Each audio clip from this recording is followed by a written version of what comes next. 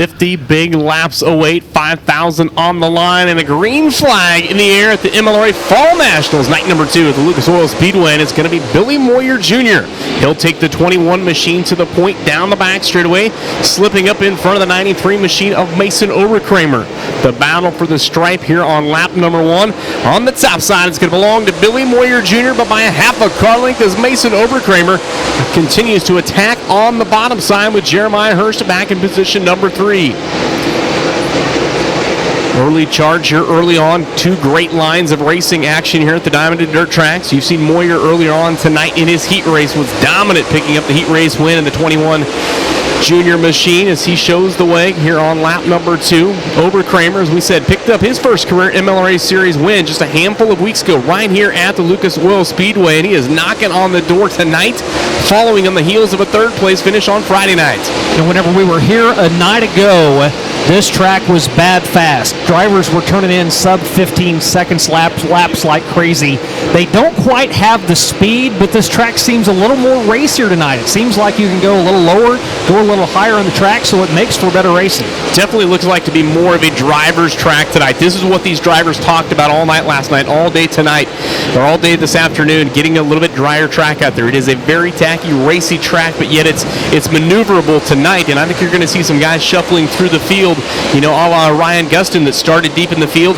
50 laps of distance. He's got a long time to find his way to the front and chase down that 21 of Billy Moyer Jr. Not a lot of movement so far up front, and I think right now the drivers are really just trying to fill the track out, find out where their car is going to handle best, and try to make a couple of opening laps here in the early going, not try to get too aggressive. This is going to be a long race as we've completed 6 laps, and Moyer Jr. has led all of them so far. His lead now almost a full second over Mason Overkramer. Full second as he begins his walk through the lap traffic. The 99 car of Cliff Morrow, the first car in his crosshairs, is Mason Overkramer back down on the bottom side in the 2nd spot. Championship contender on his back bumper. That's the 58 car of Jeremiah Hurst. Hurst now right in front of the championship runner-up, that 25 of Simpson, as you see Simpson sliding wide, but here comes the move by the 58. He'll have to back it off down into turn number 3, regroup, as we watch Chad Simpson continue to tiptoe the top side along with Tony Toast.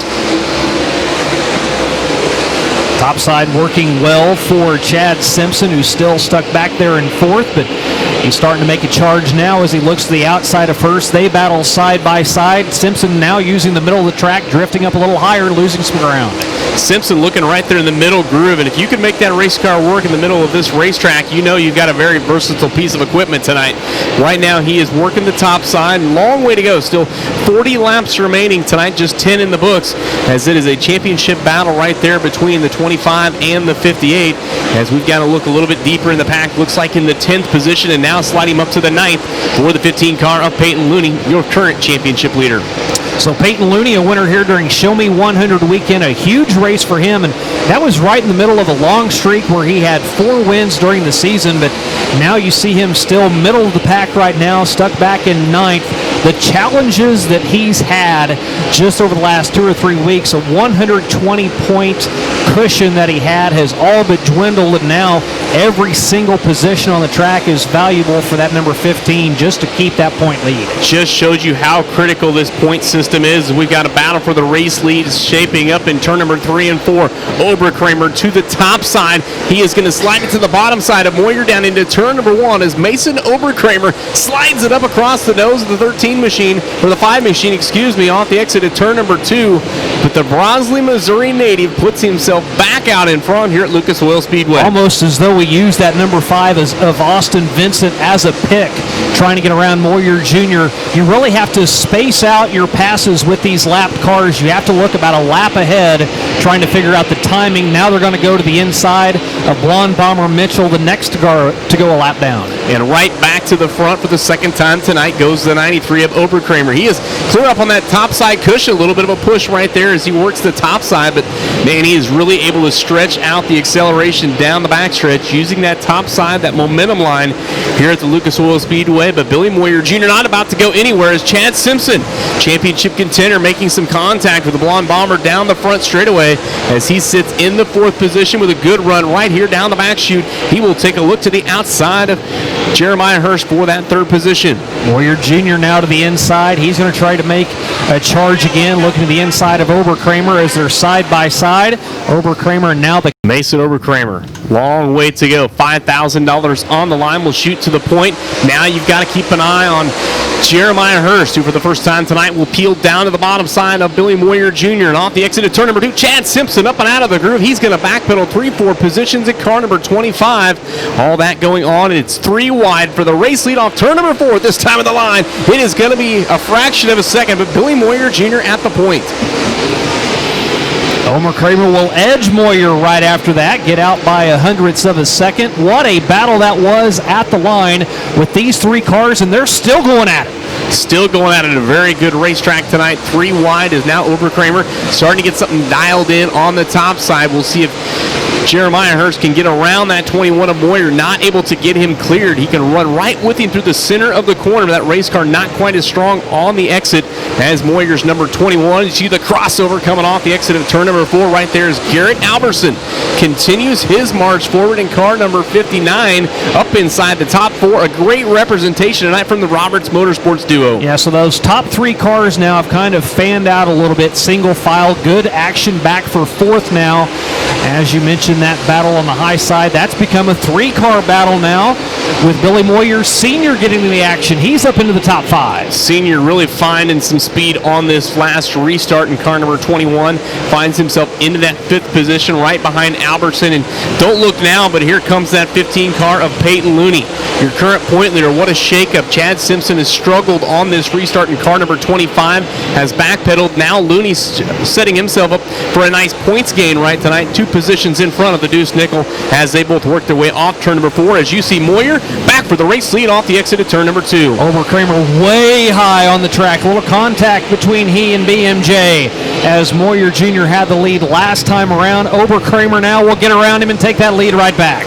Mason Overkramer maintaining that high side down here at turn number 1 and 2. It's a fine line. They keep pushing that cushion up as this racetrack begins to slick off and black off just a little bit. As now Overkramer, conservative line to the bottom, but he is not able to keep that very right icon glued to the bottom of the speedway as Moyer is able to do with his Capital chassis. A little rough going up on the top side for Overkramer. Bounces and hits that cushion, shakes the body up a little bit, gets a little out of shape, but he is able to get down into the accelerator. That allows him to get it straightened back out down the backstretch and get a good run off the turn again. Moyer, that time the race leader at the line. He's going to slide up and cross this time in front of the 93, drive it in a little bit deeper as Billy Moyer Jr. taking the lead as you've got Ryan Gustin slowing down the front straightaway right in front of your leaders. Caution will fly. Alberson, $10,000 winner at the Sycamore Speedway a handful of weeks ago as we bunch him up off the exit of turn number 4. Green flag is going to fly. Near disaster right there, but some great driving by the MLRA superstars right here on that restart as it puts Billy Moyer Jr. back to the point. Mason Overkramer now going to tuck to the bottom side. One of the rare occurrences that you see the 58 machine of Hurst getting off the bottom side as he backpedals to position number 3 down the front chute. That's why these are some of the best late model drivers in the Midwest. That start or that restart where they accordioned up, Billy Moyer Jr. kind of bogged everybody down. They could have had some serious contact and gotten a couple of cars sideways, but they all checked up, kept it straight, and got off to a great restart. Especially a great restart for Billy Moyer Jr. as he has jumped out to a 1.18 second advantage over Overkramer. This is really the first restart where we've seen Mason Overkramer not able to hang with Moyer as that 21 machine really coming into its own here with now 20 laps remaining as Overkramer going to start to feel some pressure from a couple of cats. And the one guy I'm watching on the bottom side right now and just exited your view, but Jeremy Grady out of Story City, Iowa, in that Black Diamond chassis, the 43 machine, working his way towards the front inside the top 5. By far the best run of the year for the Neighbors Heating and Air Conditioning sponsored 43. Well, he started back in 7th, and he has just methodically picked them off one by one. He's not going to be one of those drivers that's a big mover. He's not going to take 2 or 3 cars all at one time. He's just going to run steady lap times, find his openings, and capitalize whenever they present themselves. And how about Jason Pappich? Started back in the 20th spot, just outside that group, battling for the top 5 in car number 91. The driver all the way from California. chasing down a top 5 finish tonight. Not a great effort last night. He got into some contact while running inside the top 5 with Chad Simpson that really ended his night early, but he is trying to come through the pack tonight in car number 91 as you continue to watch Billy Moyer Sr. now go battling side by side with that 43 car of Jeremy Grady on the bottom. Grady continues to hover around the low side, just catfishing around the bottom, and the 21 of Moyer Sr. not budging off that top shelf. He's riding that cushion all the way around, trying to find a little bit of tack, a little bit more grip, and some speed, as it is now a 0.2 of a second difference between Grady and Moyer. Great battle right there as they make their way down the front chute. Everybody's still chasing Billy Moyer Jr. Right now, he's got some clear sailing out in front of him before they're going to catch the backside of the field, probably another 5-6 laps. But Mason Overkramer looks like he will have another shot as he jumps it almost to the top side of the cushion down here. As now you watch Garrett Albertson starting to throw his hand in the mix on this deal here between Billy Moyer and the 43 car of Jeremy Grady as they battle for 4th and 5th on the racetrack. Just past 15 laps to go in this one as Overkramer trying to cut into that 1.1 second lead that Billy Moyer Jr. has built up. That last time by, that lead grows by another half a second. And you wonder, that last caution we had, there's something to be said for drivers being able to keep heat in their tires, keep them from glazing over, and the way this restart has occurred, you just wonder if something's happened to Overkramer to where he just doesn't quite have the tack that he had earlier to be able to keep up with Moyer. We've seen the tire decisions come in huge last night, the difference between the short run and the long run, and it played out to the benefit last night to Ryan Gustin. As you watch Jason Papich continue to be your hard charger of the night in that 91 machine, his march forward currently finds him in position 7 from 20th on the grid as we've got just 11 laps remaining, working the top side of the racetrack. Garrett Albertson all sorts of sideways and high out the exit of turn number 2. He gets it regrouped and gets back on the top side. Good job being able to hang on to it as he jumped the cushion, able to stay in the loud pedal and get it straightened back out as he's going to lose the spot to the 43 that dives to the inside again as Jeremy Grady trying to find that top 5 finish tonight. Jeremy Grady continues to drive it towards the front. Now you watch some pressure starting to mount on the back bumper of 93 machine of Mason Overkramer. Here comes the 58 machine of Jeremiah Hurst. Hurst kind of quiet there in this middle of this section as we come upon 9 laps to go. A great pack right there on the back bumper of Mason Overkramer. This race right now, it is all about Billy Moyer Jr. He has left the field now out in front by a margin of 3.68 seconds with 8 laps remaining. But the battle for second, it's open to anybody. As long as Billy Moyer can navigate lap traffic and keep this green, tonight will belong to BMJ and the 21 junior machine. He has been the class of the field after he and Overkramer battle it out lap after lap after that caution. Now his lead is built up to 4.5 seconds. Billy Moyer Jr. already a 4-time Lucas Oil MLRA Series feature winner, trying to put his 5th career win stamp on this Fall Nationals trophy here tonight as he is down to just 6 laps remaining as he works around the 21 machine of Johnny Finewald down the backstretch into turn number 3. A couple of more lap cars in his crosshairs before we get to the checkered flag in this one. Look back a little deeper in the field. Peyton Looney has now dropped out of the top 10. He's back in 11th, but Chad Simpson not able to make up any ground either as he sits 2 spots behind Looney in 13th. Yeah, you're looking right now and seeing possibly Jeremiah Hurst with a good potential of walking out of here tonight, almost your new points leader. It is going to set up a whale of a show if these guys finish the way they are right now, as Jeremiah Hurst just moves himself into second down the front stretch and into turn number 1. He works the bottom side, but here goes the 91 car of Jason Papich. Yet again, Papich right back at the second spot, likely the fastest car on the racetrack here in the closing laps. Jeremiah Hurst entered the evening 3rd in points, but only 42 points behind Peyton Looney with Chad Simpson sandwiched in between. So yeah, you're right, a good payday for him as he's looking at a podium finish right now. Close quarters right there on the back chute between the 21 of Billy Moyer Jr. and the 93 car of Mason Overkramer as they battle for 4th and 5th on the racetrack. BMJ going down into turn number 3, approaching the white flag. It's almost a half a straightaway or half a track ahead of that 91 of Jason Papich as the white flag is out. Final time around for Billy Moyer Jr. Won't take long to get around this 3/8 mile oval and find his 5th MLRA win. Final time through turn number 3 and 4. He's going to take the Capital chassis back to victory lane. Win number 5 of the MLRA series for Billy Moyer Jr. Convincing win over Jason Papich. 20th to 2nd for car number 91.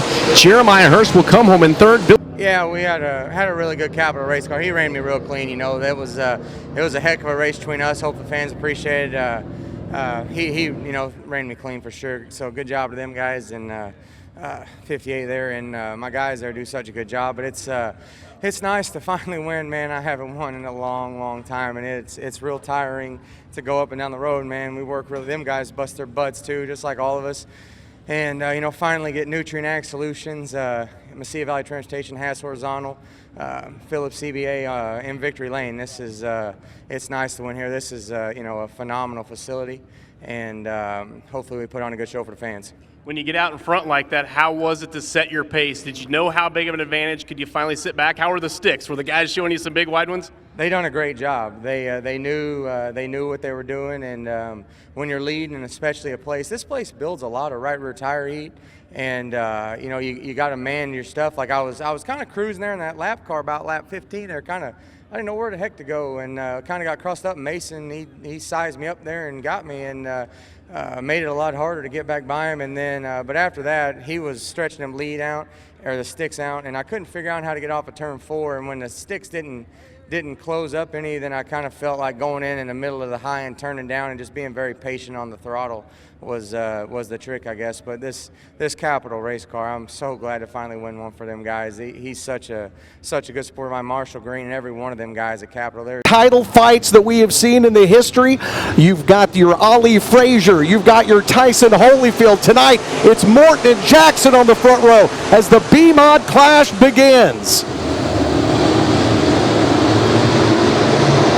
Morton rolling around the top of the racetrack. Kris Jackson bottom feeding, and right behind them the 28 of Fort Scott, Kansas's Andy Bryant. 3 of the baddest B-Mods you will find at any racetrack that you go to when you hit a Saturday night short track. The Wheatland Outlaw right behind them in 4th, and we are off and running in our 40-lap feature. How about this? J.C. Morton, Kris Jackson, Andy Bryant. Go figure. The top 3 cars right now all spread out by a half a second as J.C. Morton on that top shelf starting to find a little bit of a groove. He can battle with Kris Jackson. Jackson likes to run low side. Now we see Andy Bryant with a crossover, and Jackson tries to cut off that lane. He is unable to get there in time as Bryant gets to the inside.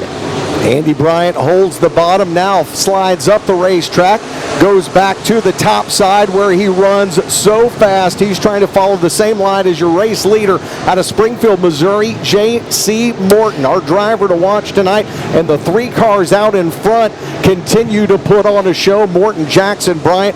You can throw a blanket over those 3 top cars, and there's a big gap from them back to 4th where you find the Wheatland Outlaw. We talked to Andy Bryant before the race got started tonight, and we've made a lot throughout the years of Andy Bryant always wanting to run top shelf, and we asked him, is it just something that you do? He says not many drivers really dare to go up there. B-Mods are known more for running middle of the track, lower of the track, but Andy Bryant, he shows no fear. He would rather lose a couple positions and try the high side and it not work as compared to just running down on the bottom of the track and following the leader. As he gets way high that time, brushes the wall, but still stays in the loud pedal and ahead of Kris Jackson. He says it's a risk to run up in the high rent district. He does so and pays for it with a little damage to the side of that car, but he's still out in front of your reigning national champion Kris Jackson. All the while they chase J.C. Morton, the 2016 national champ, and a man who has been up on the wheel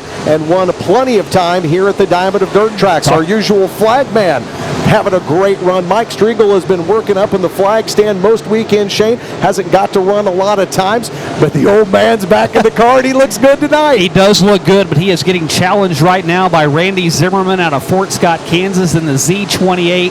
16 championships to his credit in late models and modifieds. He actually ran at Bristol, went down there for a 400 car field, made the show, was leading, sleeping on a restart, finished in 4th. But how many drivers can say I ran top 5 at Bristol, baby? Yep, that is coming back. They're going to put dirt back on Bristol Motor Speedway. The NASCAR drivers going to try and get it done at the last great Coliseum on March 28th. He continues, does Mike Striegel, to try and keep a nose out in front of the Z28 of Zimmerman. And our top three cars have fanned out now as you see the battle between Striegel and Zimmerman. A lot of talent and a lot of laps turned between the Z28 and the 17. Striegel, who calls Wheatland home, just lives about 5 minutes away from the racetrack here at the Diamond of Dirt Tracks. And right now, Shane, you told the story about the provisional that was given to Wes Briggs. He had a car that was really beat up, turned to his friend Jamie Mock. Mock said, "You can drive my car." He takes the last spot on the field, and he is in danger of getting put a lap down by our race leader, J.C. Morton, and Morton does just that. Keep clicking off laps like this. A lot of cars are going to go a lap down as you see Zimmerman start to nose ahead of Mike Striegel there. Then the car right behind them's B.J. Deal in that number 3 right there in the middle of your screen. He's a 5-time winner in 2020 in the USRA division. It's a Bills-built chassis and a crate engine. He's won at Charleston. He's won at Macon. He's won at Fayette. He's won at Highland. He's won a ton of races, and he had 2 good showings with 2 third-place finishes in his heats. BJ, who was right behind Zimmerman and Striegel, was really proud of that win at Macon, Shane, because as we have talked about at other points in the races tonight, he ran his B mod against a field of almost 30 A mods and covered them all. A bad, fast race car for the real deal, BJ Deal. Out of the top 5 a handful of times. He's one of those drivers you love to go and chat with before the races get started. Just a quality guy. JC with 3 victories and 11 top 5s here at Lucas Oil Speedway during the regular season, and he gets a good jump on the field here as Bryant and Jackson do battle behind him. But here comes the Wheatland Outlaw, Striegel and Bryant spinning, and it'll be a crash and a ton of evasive maneuvers on the backside through 3 toward 4. When Morton gets to the orange cone inside the orange tire, it is go time, and that it is for Morton and the rest of the field.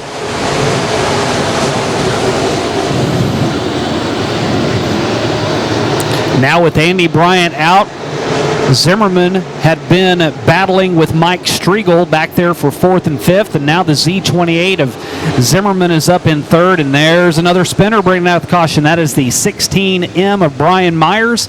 And you name it, he'll race it too, as we have seen time and time again here at the Lucas Oil Speedway. And we're not going to get away clean on this one. The real deal, BJ Deal, along with about 6 other cars, all crushed.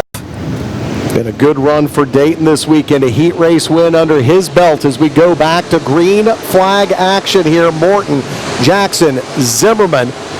Then you see some of the sheet metal damage on the 56 of Tony Jackson Jr. as he tries to slide up and get right in line with his cousin Kris Jackson. A little bit different run here as we get back to regular racing as Jackson trying to follow J.C. Morton around the racetrack. Morton at the top.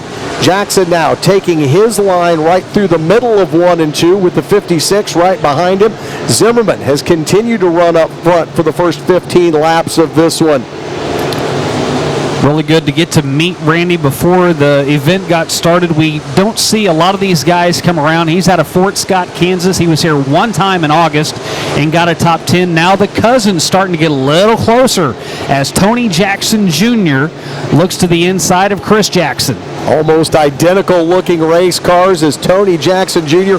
has already turned 50 laps on this track tonight in his late model. Now he's got the nose out front of Kris Jackson, trying to take away the number 2 spot. The 56 and the 65 do battle through 3 and 4. Tony Jackson Jr. at the bottom takes the spot away from KJ. You know, you really couldn't have scripted that any better for the Jacksons as Tony's the guy that starts deeper in the field, has worked up, and now he has taken the spot away from Kris. And Everybody looked at Kris as being one of the main contenders to win this for the second time, doing it back-to-back after a strong performance last weekend. He went up to the USRA Nationals, won 2 out of 3 events there last weekend against some of the top USRA contention, and now he's back home, back at one of his local tracks, just not having the race that he wanted as Jackson Jr.'s gotten around him, and now Dayton Pursley is starting to work up, trying to get another position on Randy Zimmerman. The 17-year-old, the young gun, trying to take his spot away from the veteran Zimmerman. All the while, J.C. Morton enjoying a 2.1 second advantage over the field. And Shane, he just keeps getting faster the last time around. 18.455 seconds for the stud driver from Springfield. Tony Jackson Jr. clicking off some really fast laps as well. He's right at that 19-second mark. Just a couple of tenths behind J.C. Morton. Andy Bryant now starting to make some moves as he's working his way through the field. Bryant was in the top 3, was involved in a bump with Mike Striegel, went all the way to the back of the pack. He was at the tail end of the line, and now he is up into the top 10. The young man from Fort Scott, Kansas, has battled all the way back to 8th as he continues to hustle around the high side of the Lucas Oil Speedway as we're more than halfway home in this 40-lap finale. He's now pulling up on the backside of the 7J of Jake Richards out of Lansing, Kansas. Jake currently 6th in the points in the USRA national standings with 12 wins in that division. Typically runs over at Humboldt, runs over the I-35 in the lake as well. He won his second heat, improving 5 spots total. And now Andy Bryant has worked top shelf and has gotten around the 7J. Looks like he's going to get around the 10P in short order as well. The 28 may even be faster after it got a little banged up. Bryant continues to roll around the top, flirts with the cushion, snaps the back as he exits off of 4. Will try to get around the teenager, the 10P. Bryant just continues to keep his foot on the floor, and so does your race leader, J.C. Morton. Morton now almost 3 seconds out in front of the next closest car, and that is the 56 of TJR, Tony Jackson Jr. And now our provisional starter tonight. Now that they don't have any other lap traffic, we could see a different story with those top cars. The green goes up, the hammer goes down for J.C. Morton as he restarts out in front of the field. The Jacksons dueling right behind him, and something goes wrong in the 18. Morton up the racetrack, smoke out of the rear of that race car, and it will be a hard right-hand turn in the end of a great run for J.C. Morton. And now it is a Jackson family battle out in front of this field of B mods. Kris Jackson at the bottom of the track. Tony Jackson Jr. on top. They crisscross, and Tony Jackson Jr. trying to hold on to the top spot.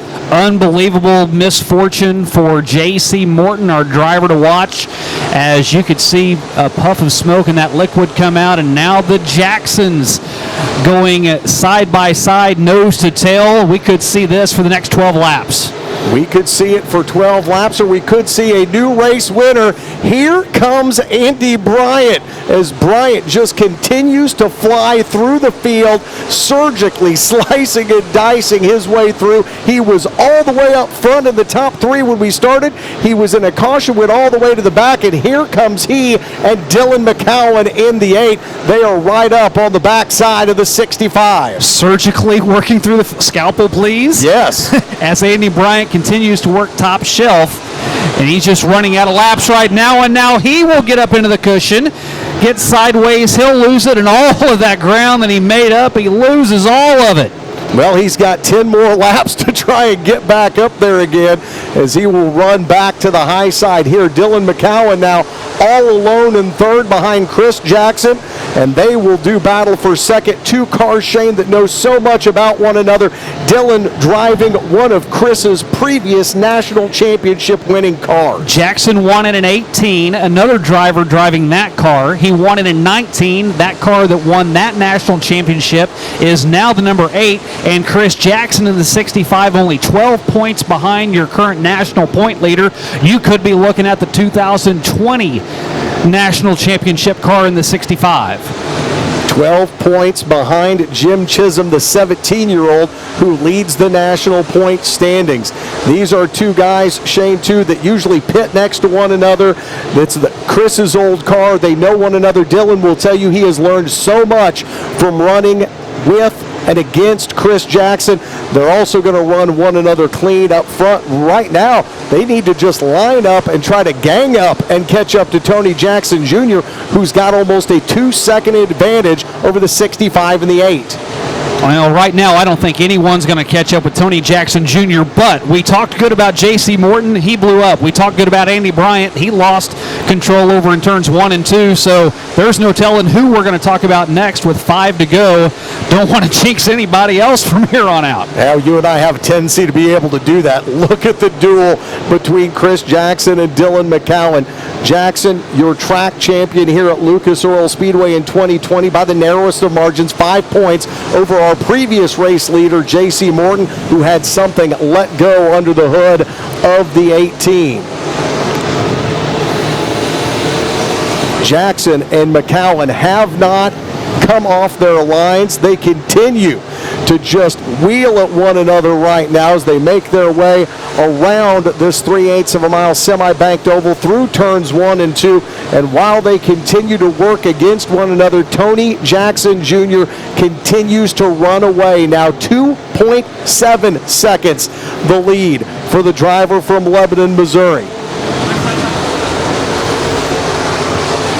Now the second and third place running Kris Jackson and Dylan McCowan have gotten nose to tail with a couple of car links in between them, but Tony Jackson Jr., even with that body damage over on the left side, not going to slow him down at all with 1 to go as he sets sail. Tony Jackson Jr. has won in a late model. He's won in a modified. He has won in a B mod here in the 2020 racing season. But on the final Saturday night race of the 2020 season, it is prime time for the B mod class champion, Tony Jackson Jr. Thanks. It's a lot of fun. I'm seeing Kris got second and Dylan got third. Kris does all this stuff to these cars. I've not touched this thing. It just it shows you the kind of work he puts in, and this thing was it drove itself. Well, we always talk about the great drivers we've got in the B mods here in Great Clash. Man, you come home and got around everybody and brought home that big belt and that victory for tonight. Yeah, like I tell everybody, late models, B mods, A mods, everybody in the Midwest here, they're good race car drivers. We travel all over, and the best is right here. Well, I know you got a lot of people helping you bring the car to the track. Oh, absolutely. This is a rage car that me and Kris work over. Close Racing Supply. John Yeoman, this motor had some problems last week. He fixed it up. I got to thank Jim Rubel. He come by and adjusted my valves for me. PEM, All-Star, Willer Corey's. I'm forgetting somebody. Chris Davis, Midwest Sheet Metal, everybody that helps. Yeah, that was a really good race. He was just better than us tonight. Pretty good night for the 3-link cars, though, 1, 2, 3. We'll take it. He was much better than us in the center of the turn, and he could get his traction coming off a little better than we could. But we're pretty lucky to be in second, really. We kind of missed it tonight. I didn't really ever figure I'd say that in B-Mod racing. I just thought you brought what you got, and you just had it. But we just weren't very good tonight. But second is pretty stellar with this field of cars. I'm not complaining. Congratulations to Tony. He did good. Kind of want my old car back, though. Yeah, it was a heck of a charge. The guys, they had the car on point for me. They're at the beginning of the race. I didn't really know if I was going to make it up this far, but they're at the end. Me and Kris had a great battle. Congrats to Tony. It was a good track tonight.